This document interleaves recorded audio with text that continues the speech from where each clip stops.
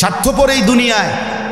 মনে রাখো বন্ধু, শেষ পর্যন্ত তোমারে নিয়ে কেউ ভাববে না, তুমি তোমাকে নিয়ে ভাবতে হবে।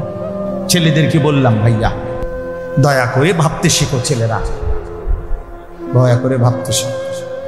বন্ধু ধোঁকা, স্ত্রী ধোঁকা, সন্তানাদি ধোঁকা, স্বার্থপর এই দুনিয়া। শেষ পর্যন্ত তুমি ভাঙবে, একাই ভাবতে হবে। আমার যেদিন পাও ভাঙছে সেদিন আমারই পাও ভাঙছে, শুধু আমার বউয়ের পাও ভাঙে না, আমার ফুতেরও পাও ভাঙে। আমার সুখে আমি, আমার দুঃখে আমি। এই জন্য আমরা প্রত্যেকেই আমাদের জিম্মাদারি নিজের ভাবনা, নিজের ফিকির করা। হ্যাঁ, মানুষের কল্যাণ, স্ত্রী সন্তানের কল্যাণ, গোটা পৃথিবীর কল্যাণ, মানবতার কল্যাণ নিঃসন্দেহে ভালো কাজ, জরুরি, উচিত, কিন্তু নিজেকে বাদ দিয়ে নয়। নিজেকে বাদ দিয়ে। আল্লাহ তাআলা আমাদেরকে বুঝ দান।